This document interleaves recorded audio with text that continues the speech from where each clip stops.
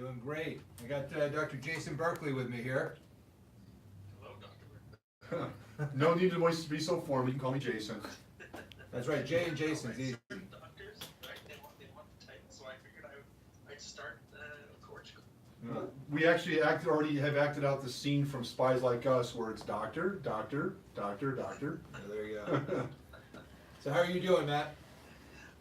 Not too bad. Just back from All-Star and left sunny California, and now we've got the polar vortex back up here in Toronto. So quite the contrast weather-wise, but can't complain otherwise. I read today earlier that they said the cold weather sweeping over that area is colder than it is in the Arctic. Yeah, I just read that. That's right. Chicago, it's colder than Siberia and Antarctica. Yeah. And today in Toronto, we got the most snow on a January day since 1966. So 53 years. Wow. Yeah. Ironically, the last time the Leafs won a cup, right? Isn't that? Not so bad. So. Ouch. Well, wait. But in all fairness, they are my pick, so we're going to get into that more. But I love Toronto. I have family from Toronto. I know the area very well. I called it my second home when I was living in Detroit, so that's where I'm from originally. So it's I love the city. It's a great area to live. Excellent. That's great. Yeah, it is. It's a city that's close to my heart for sure. I can't imagine living anywhere else now because there's so much to do, right? Like it's a real melting pot. It's something for everybody. Oh yeah, I mean, I think Toronto is just, from our standpoint too. I mean, medically speaking, it is the heart of Canada. I mean, Yeah. between sick kids and I mean, it's a real plastic surgical. I'm a plastic surgeon, so from my standpoint, Toronto's a real medical town as well as a cosmopolitan town. It's part of it's sort of one of the movie capitals of Canada, and of course it has the Maple Leafs, one of the original six. So we always come back to Toronto when we're talking on the Dr. Hockey podcast. For sure. So tell us a little bit about. At least Torontonians like to call it the Center Hockey Universe, right? Well, yeah, I mean, I think for Torontonians, it's all about that. I mean, it has a religious quality, especially when you see the Maple Leafs come through Southern California and 5,000 tickets go to Toronto Maple Leafs fans that are traveling with the team. That's right. It's the snowbirds they call them, right? And then sometimes it's vacationing Torontonians. You get a lot in Florida as well, Tampa Bay, and they have this sort of army. It's kind of like Green Bay Packers fans, the NFL or Steelers fans. They migrate. They go everywhere, and they take over buildings. And I think it frustrates a lot of fan bases, especially in a closer market like Ottawa, where theoretically it's a hockey town, right? It's a Canadian city, but when they go to Ottawa, they tend to fill half the building there, which is just crazy. I always pictured the Leafs fans like that, like the Charlestown Chiefs boosters, following them along in a school bus, and that's the passionate craziness that we know that as a Leafs fan wouldn't surprise me. But it's great to see the team doing well and the city kind of revitalized, and it's not just a fluke for the team that they're doing well. This is a team that has been probably more than just about any other team in the NHL, I think, strategically put together in so many facets that it's mind-boggling.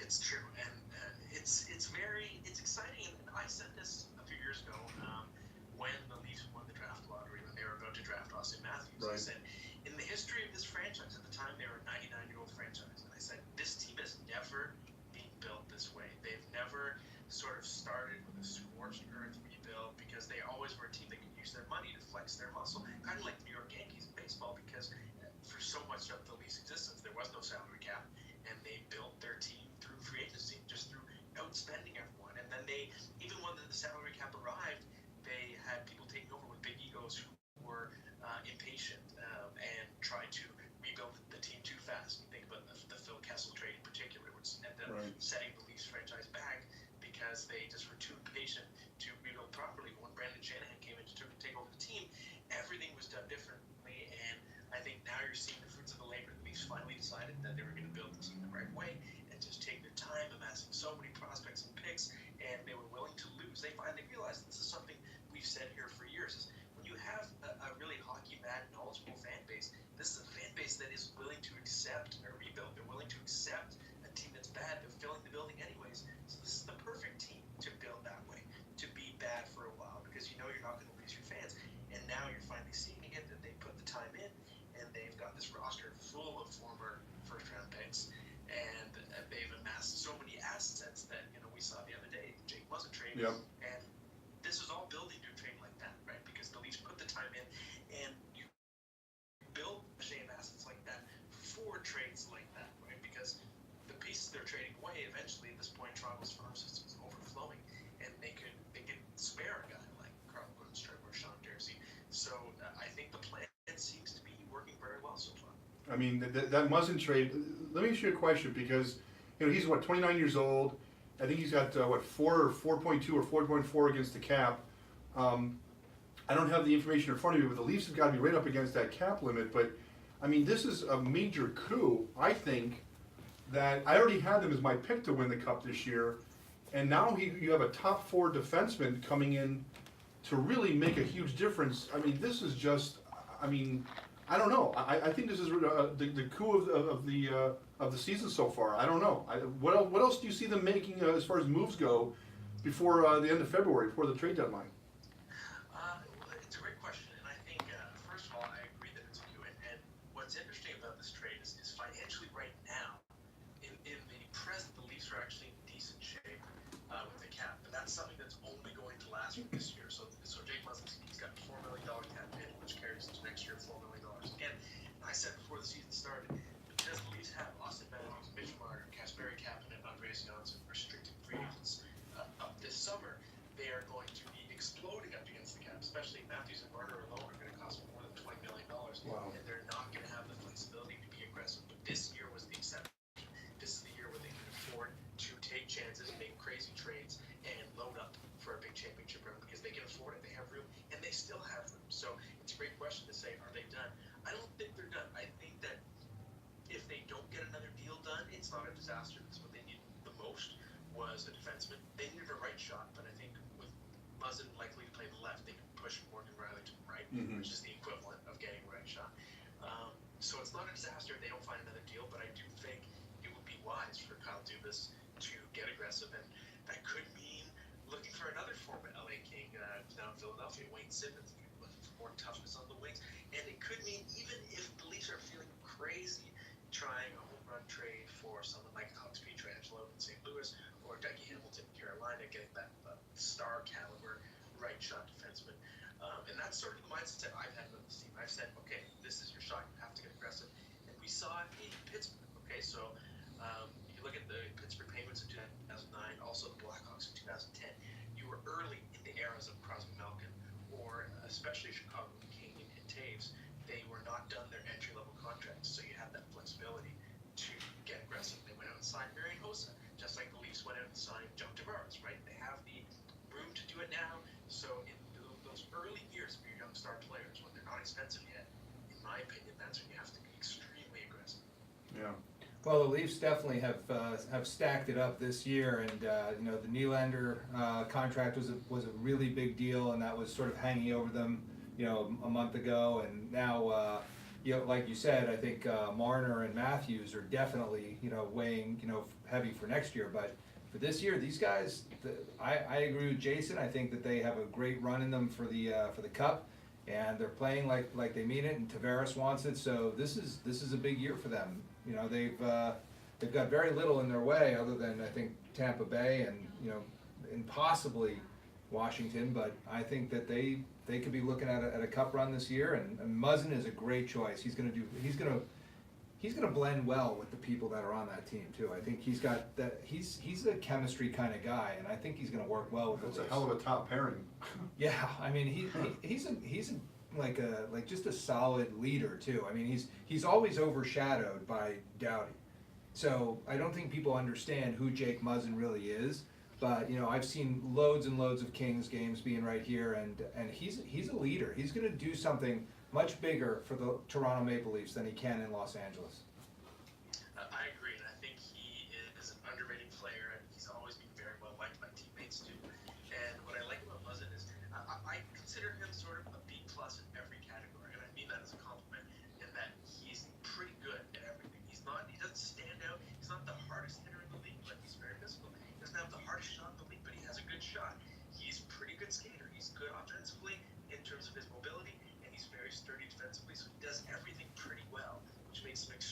well-rounded, and I think that's the type of defenseman the Leafs don't have or did not have until they got him. So that's absolutely a reason to get excited about.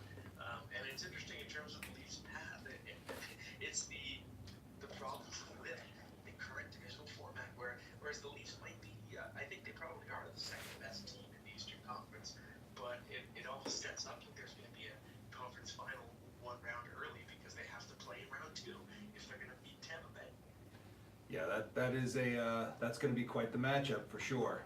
Well, Matt, tell us a little bit about your position and what you do with Hockey News. We want to hear about how you do your job and how things have changed for you, especially given that obviously digital reporting is much more of the way today, and then also the fact that Twitter is blasting out news. As a matter of fact, as we're sitting here talking to you, we just saw that Austin Watson was suspended for alcohol abuse. Is that correct?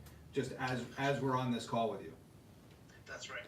The news just came out, and I'm sure there'll be more details to come, but he's had a lot of trouble with the domestic incident with his wife, so who knows what's going to happen next. But that'll be a story to watch in the next few days. And in terms of what I do, my title is senior content producer. Unofficially, I would consider myself a Swiss Army knife. So in terms of my main trade, I'm primarily a reporter and writer. That's probably 80% of what I do.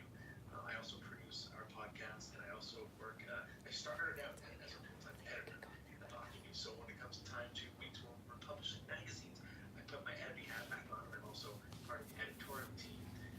But in terms of my day-to-day, I'm still primarily a writer and a reporter, which means in our case, we're a national publication. So even though we're in Toronto, I would say 80% of the time I'm in the road team's dressing room, right? Because that's who's coming to town, and we're trying to write stories about every team in the league. So of course we're familiar with the Leafs, but we're always trying to check up on the other teams. Sometimes we're traveling to different cities to do big stories, sort of deep dive features to learn about the players' personalities. And that would be sort of my specialty, kind of human interest angle, getting inside players' heads would be what I try to do as best I can.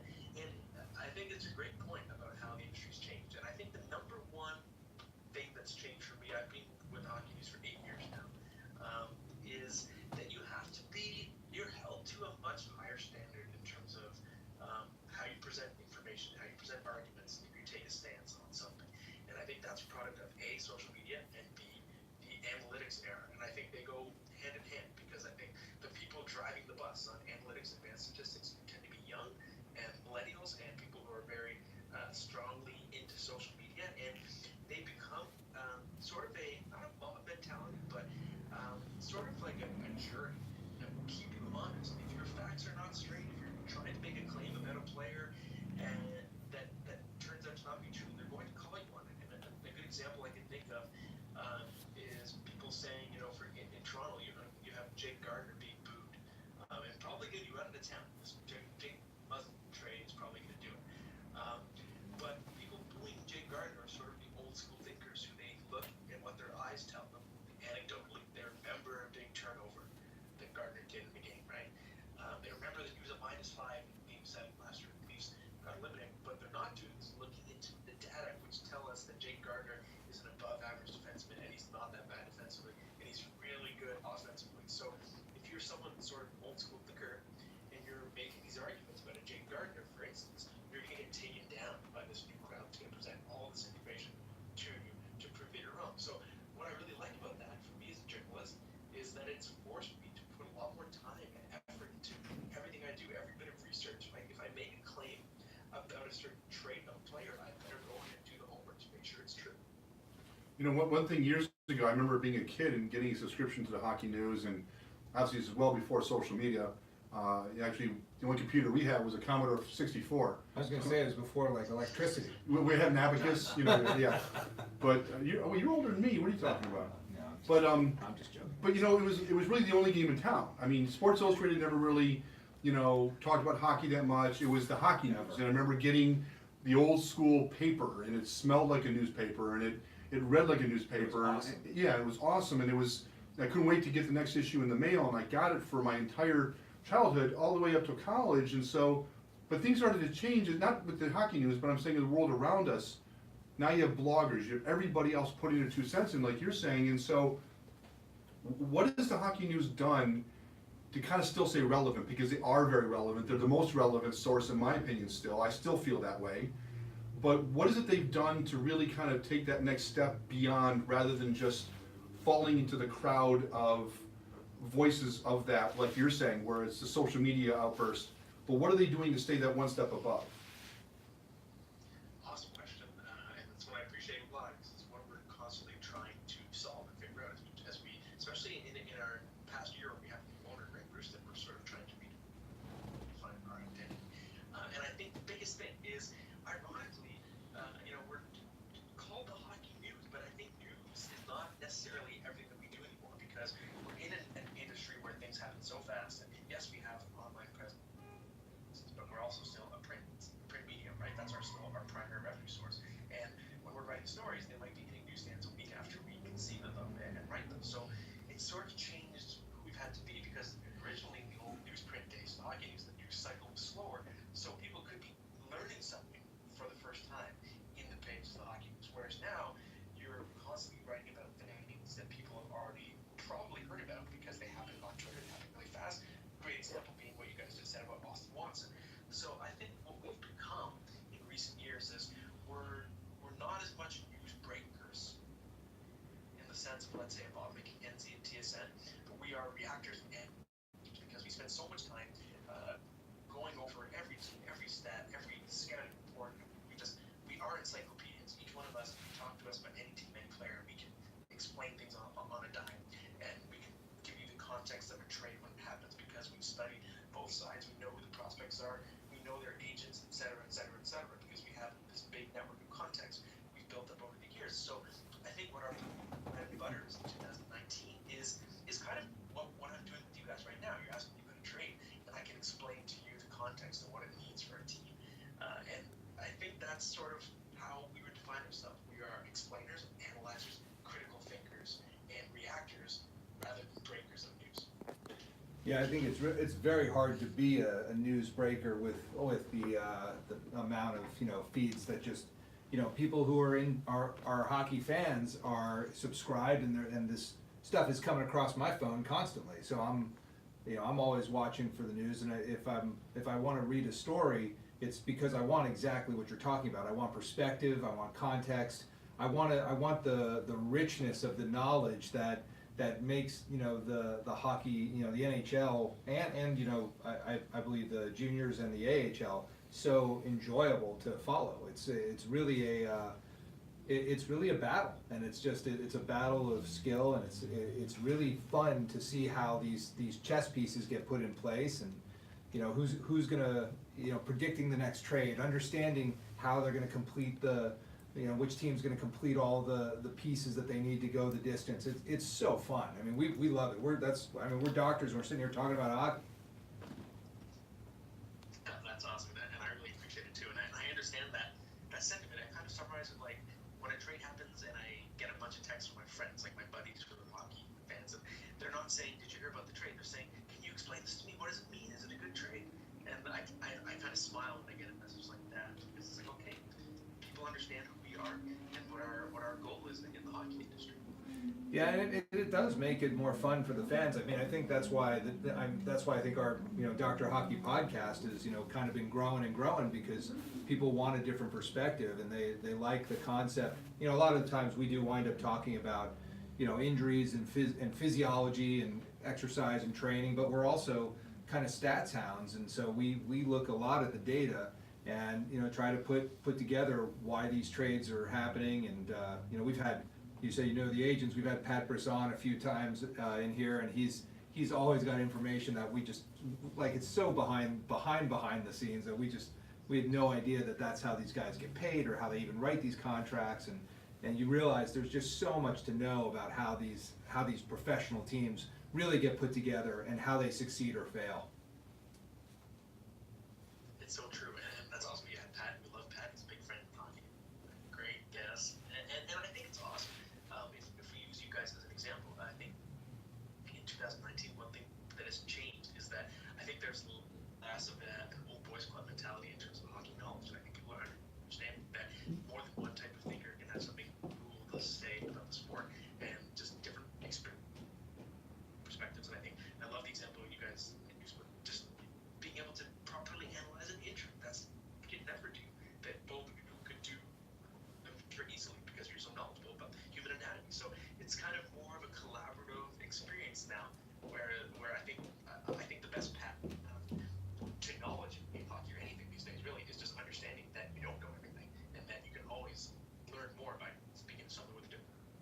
Matt, I got a quick question for you, and maybe you can explain this to me. I know, maybe I'm just kind of antiquated now, and I know how analytics are playing a huge role, not just in hockey, but in baseball and in other sports, that they're starting to minimize and not even look at the plus minus rating of a player. And I'm kind of a firm believer that it is a very telling aspect of a player's time on the ice on 5-on-5. I think it's something that can't be ignored.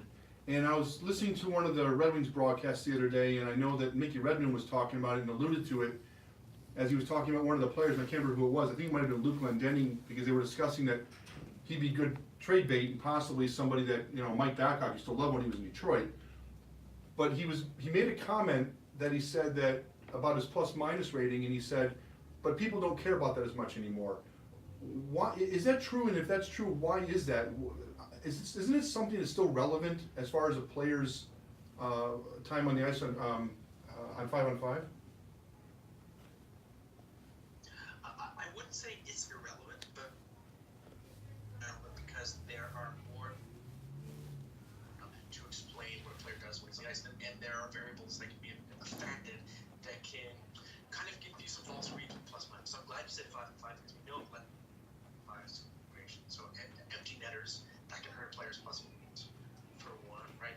And I think plus minus can also be affected by the goaltending.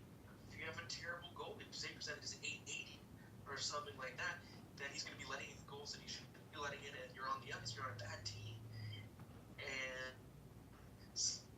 your plus minus is affected. Right. I think in the era of analytics, I still think plus minus is pretty decent circumstantial evidence of a guy's defensive ability, but I think now we're looking more at like a data, because that gives you a better idea of how a player is influencing the flow of the game and where it is before we start factoring in the goaltender and whether he's going to save the shots.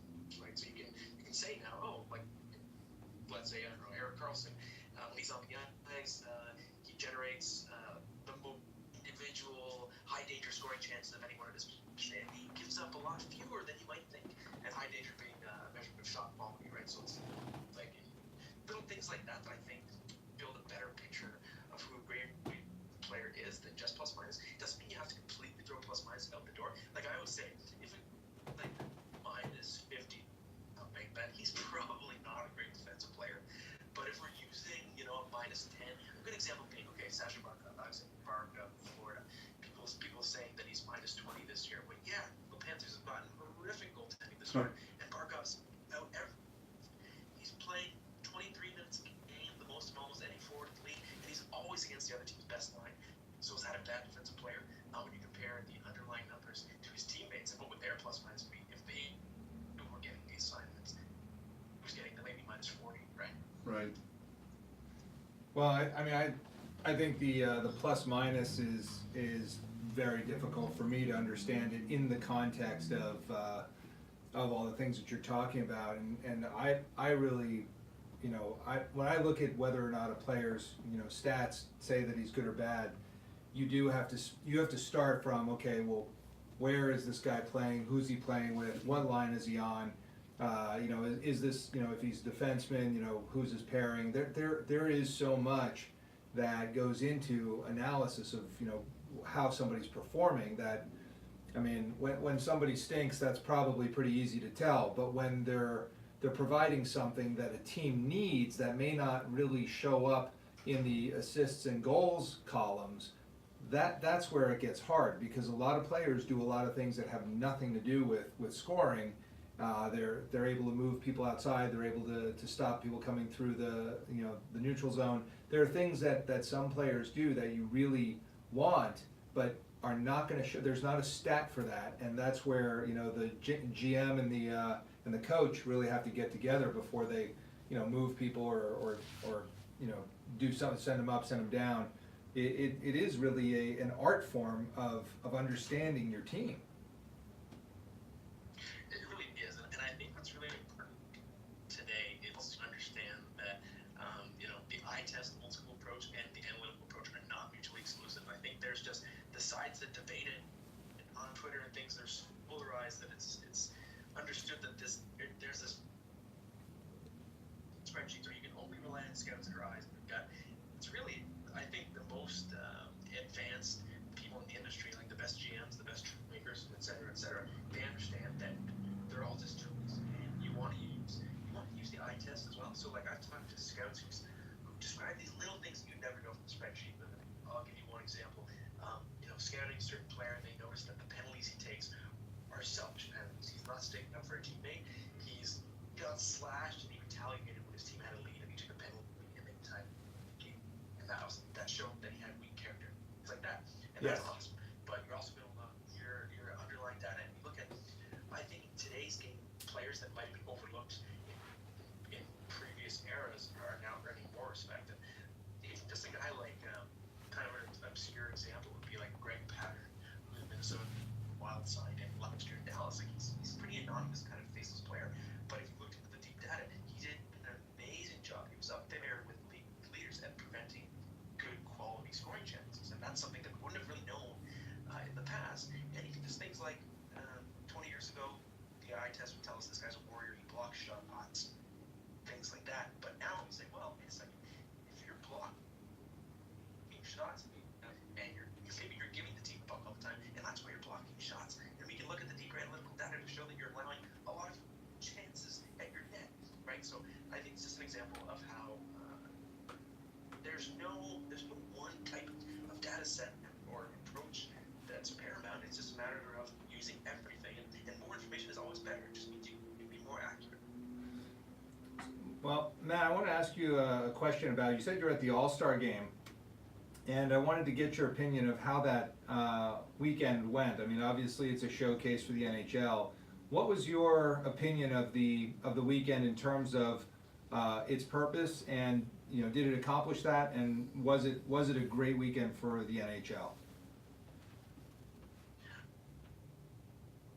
The NHL, I think the quality of play is never going to be something you can really boast about because the players aren't really trying their best. They're kind of lollygagging it a little bit on that final day, and I think that's generally accepted. But it's always a good chance to grow the game and for players to show their personality. And from a worker standpoint, it's always great. We call it kind of fish in a barrel because you're getting so many of the biggest personalities in the game at once, and it's great to sort of talk to them, interviews and bank stories, all that kind of stuff. But I think my biggest takeaway from the All-Star weekend was something that didn't necessarily have to do with the NHL, and it's what we saw from Kendall Coyne and Brianna Decker. I think it kind of ended the All-Star game. And I've said many times over the past few days that people who are in the know or close, they already knew that Kendall Coyne passed, and they saw her in the Olympics. And if you asked me a week ago who's a really fast female skater, I'd say, oh, Kendall Coyne can fly. I didn't know that.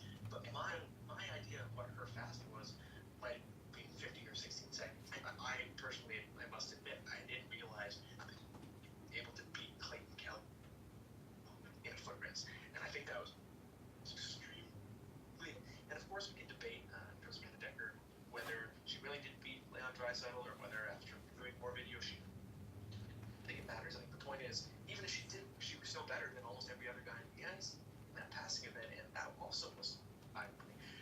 So it kind of raises some interesting questions just about how close we are to seeing women compete at a very high level. And I'm talking AHL and maybe eventually NHL. Maybe years ago we might have said it was decades away, but the game is changing now. It's less physical. It's more a game that rewards speed and to have the same kind of speed as men. Yeah, I mean, I thought that. We ever thought. Yeah, that was very impressive. We saw that too, and it was just like it was completely unexpected in my book. I was not. It was cool, that's for sure. And maybe you're right. Maybe now it is not as far away to see that ability for women to play in the NHL. I'm sure it starts with the AHL and then goes from there. But it is not as physical, and I think that's the only question is, what do you do about the checking, because it's, that's where I think you could really see some injuries that would be unacceptable. That's right, exactly, because there's no such thing as no contact hockey, there's plenty of physicality, but in terms of delivering a full impact open ice hit, women's game, they're not coached and taught to do that in the same way, right? So, there were these, they're not used to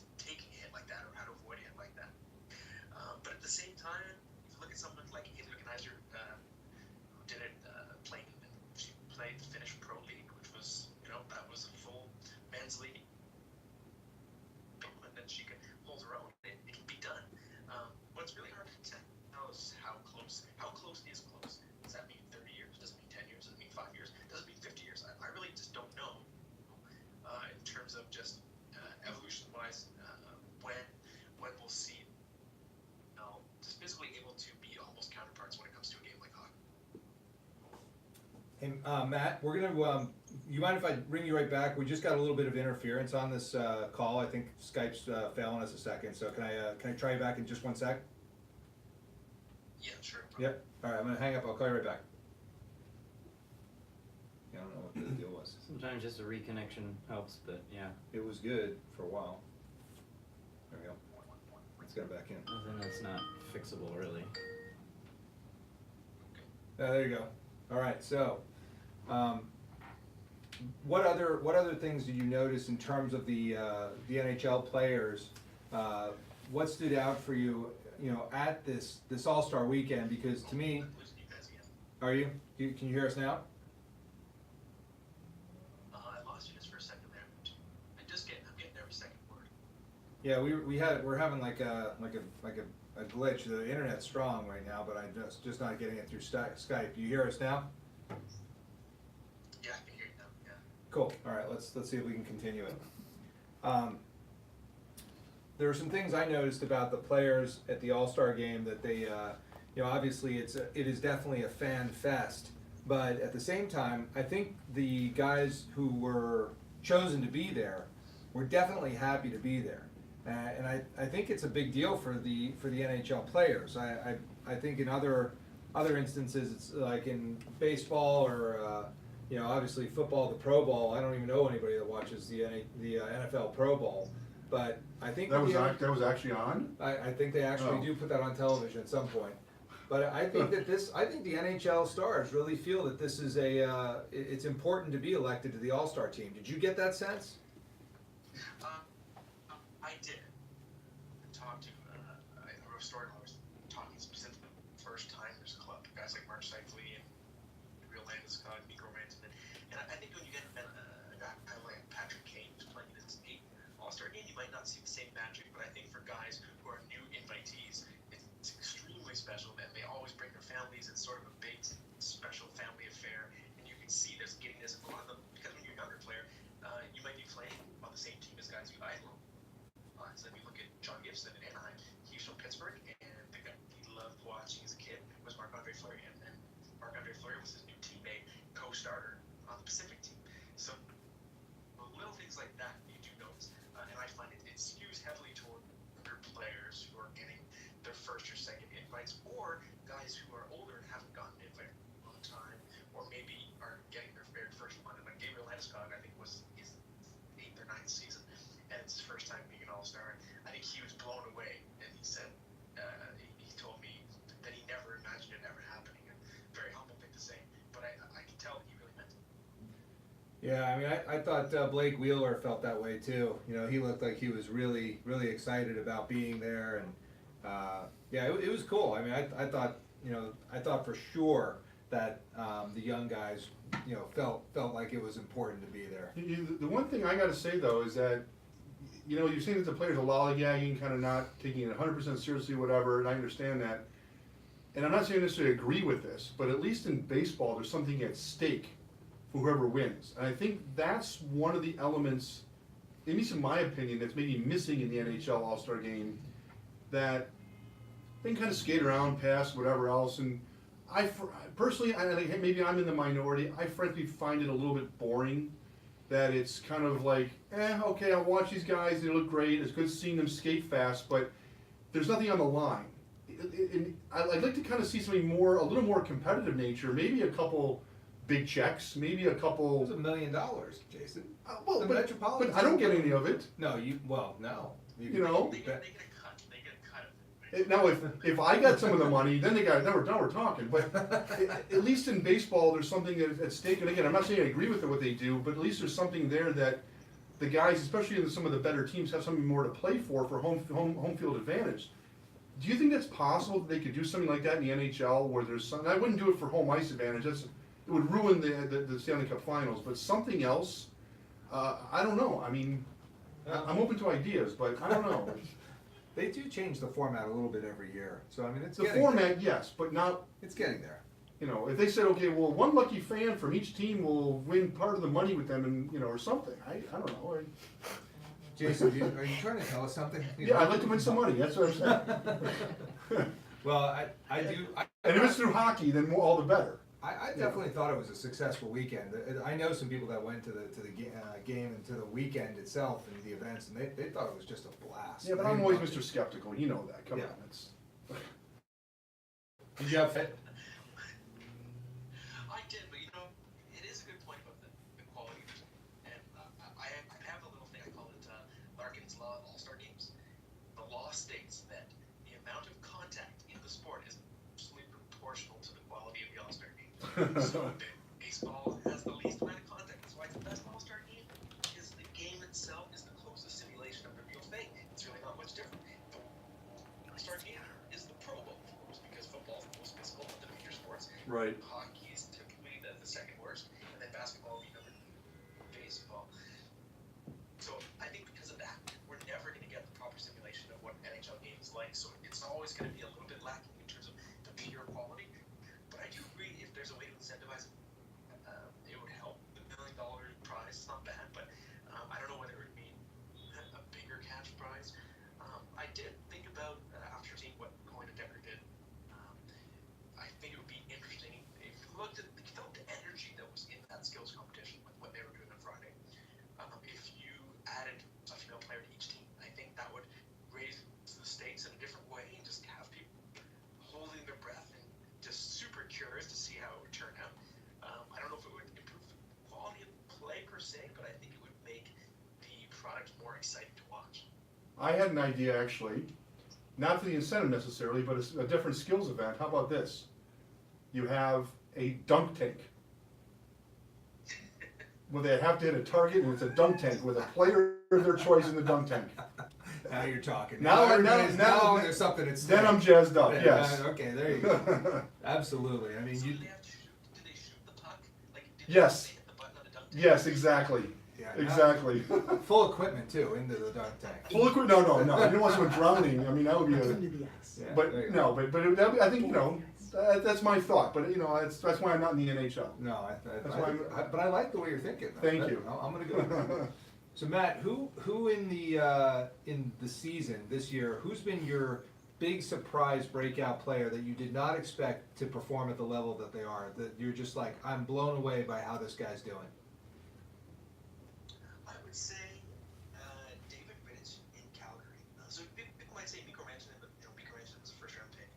But David Rittich, he had never even played a game of a North American professional hockey until last year. He's an obscure goalie coming from the Czech Republic. He's 26 years old, and he's been a huge reason why Calgary is the first-place team, second-best record in the NHL. Rittich has been one of the better goalies in the league, and it kind of goes to show. I always say goalies are kind of like NFL running backs, where there are just so many ones that you swap in another one and you can become in an instant. And Rittich has hugely outplayed Mike Smith, and I don't think that's something that anybody saw coming. So if we're talking out of nowhere stories, that's a tough one to top in my mind.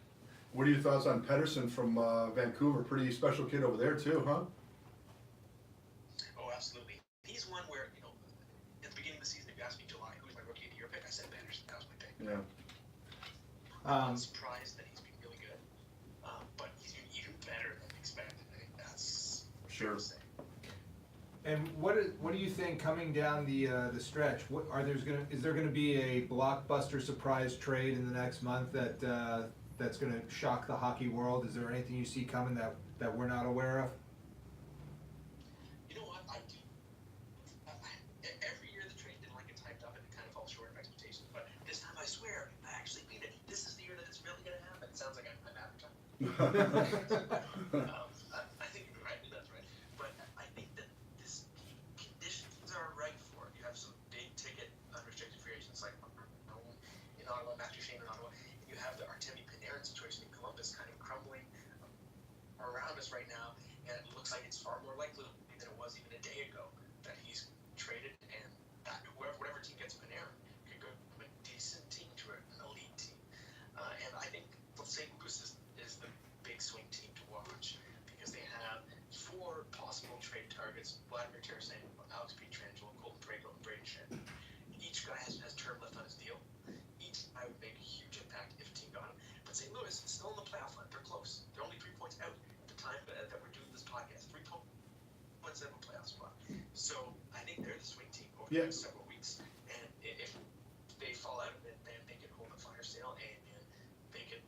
make some wild trades involving some big names. Yeah, but the problem also with St. Louis is, I mean, they were in the hunt, 2 years ago, and they traded Paul Stastny. So you never know where their brass is coming from, and they were right there, and the players were even saying, wait, we're in the playoff hunt, what are you doing? So who knows where they're gonna come from? Yeah, they missed by 1 point. Yeah, exactly. So, go figure. But I think you're right, St. Louis is one of those, St. Louis to me has always been one of those teams, it's like an enigma wrapped in a riddle. They would always have the talent and could never get over the hump. Is this something that's ownership with St. Louis? It's management? Is it coaching? I mean, because they've had different coaches, and they just never. What are your thoughts on that in St. Louis? It's so hard to say because there's been different versions of the Blues, right? Like completely different players. If you look at the teams from the early 2000s and the teams of the last few years, so it's not like you're always comparing the same personnel. But I kind of compare it to what we saw in Washington. I remember Barry Trotz told me this last year. He said after losing so many times where we've got this reputation as being the team that's always close but doesn't get it done, he admitted and said, you know what, there was pressure. There's pressure associated with the team. I don't know if that's what it is with the Blues because they've got that title that Washington and LA used to have it as like two of the longest suffering teams that didn't have a championship. And the Blues, they still don't have that championship. They haven't beat the Stanley Cup final since I think the 1970 or early 70s, right?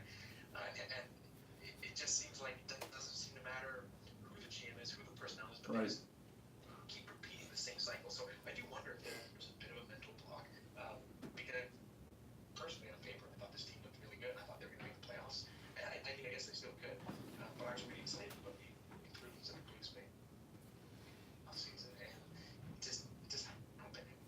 I guess the lesson is, if we can take any lesson away from a team so confounding, is that what you see on paper it doesn't always equate to what you actually get. And the Blues did make a lot of personnel changes. Sometimes you make so many, you're putting together a team that you really don't know what it is because you're tossing so many new bodies into the mix. Well, that's definitely the Anaheim Ducks right now. I mean, they, I'm a season ticket holder for the Ducks. I live in Newport Beach, and I got to go see some hockey sometime. But the Ducks look like they are so discombobulated, disorganized, and it's even all of us, who sit in our little section by the penalty box.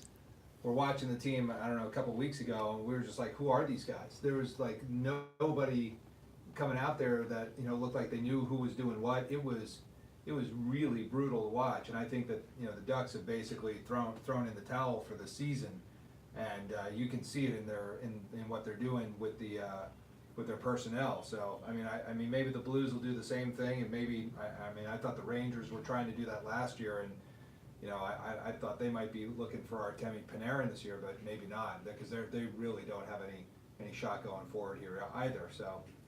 It's an interesting time. I do think you're right. This trade deadline will be a big deal.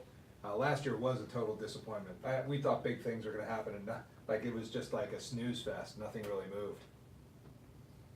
That's true. It's tough when you're working the trade deadline. Like, oh, come on, where are the trades? I used to be.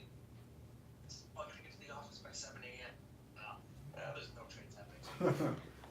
Ourselves here, right? But I don't know. I think no 2 years are created equal. And what makes this season difficult to predict is that there are so many teams in the mushy middle. There's crazy terror things. There are just so few teams that are actually out of the race that I think you could get several GMs that are just going to wait another couple weeks and decide where they are then because it's too tough to say now. Yeah, I mean the Pacific Division's just been a train wreck. So I believe that the Stanley Cup winner's coming out of the East this year. But I picked Tampa Bay. Jason picked Toronto. Yeah, but back up. I picked Toronto within 3 nanoseconds of them signing Tavares. So I didn't have to wait for all the other stuff. I waited that moment. Well, it was an indicator of what was coming for Yes. sure. But yeah. Matt, who's your picks from the East and who's your pick from the West to duke it out in June? I'm sticking with my preseason pick, and that was Winnipeg beating Tampa Bay in the final. And the reason being, I think both those teams have the star power that you get from Toronto, but I think they're also better defensively. It's the most complete teams, in my opinion, in the NHL. They have a little bit of everything. They have great star defensemen, great goaltenders. They have superstar caliber scorers. They have guys who can be physical. They have everything.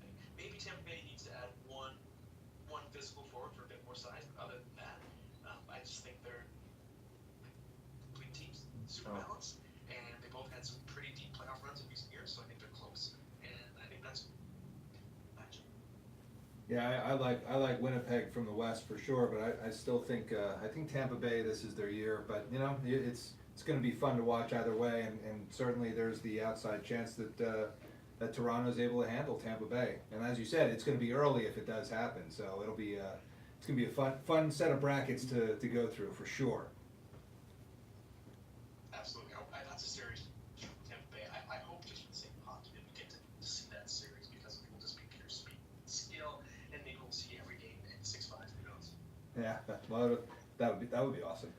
Well, any final thoughts on the rest of the season? Anything else that you're thinking about at Hockey News that our listeners should know? Let's see. Well, you know what? It's going to be an interesting draft year. If you look at Jack Hughes, Oh yeah. someone that's going to have an impact on the NHL. He's a client, our buddy type yourself, and depending on where Hughes lands, it could have a huge ripple effect on the game. We know that Kings are a team that's in position to have a lot of balls in the lottery, and I think if Hughes, he's got some real superstar power. I think he's going to be a real star in the NHL. But if he lands in LA, it could be the biggest impact in the California era since when Gretzky came. I'm not saying Hughes is going to be Gretzky, but I'm just saying the star power he's going to generate will be very exciting, I think, for LA. And also Chicago. Like, these are big markets. The Rangers, these are all going to be close to winning the lottery. And the craziest scenario is if the Ottawa Senators win the lottery because they traded that pick away. So if the Senators win the lottery, that pick is going to Colorado. Right. And Colorado can get Jack Hughes, which is another crazy scenario. So it's going to be wild. So in the coming months, we'll be having our draft preview magazine. We're going to have an interview. You'll know more about him. So that's a storyline to watch for. Wow. That yeah, I mean Hughes is a big deal. That's great. That's some great insight. We appreciate Absolutely. all your knowledge and insight on Jack Hughes. We know a few teams that are going with the motto "Lose for Hughes," so it's it's definitely something we're watching too. Absolutely, he should be. He's got something special. He's got some exciting on-fit moves for sure.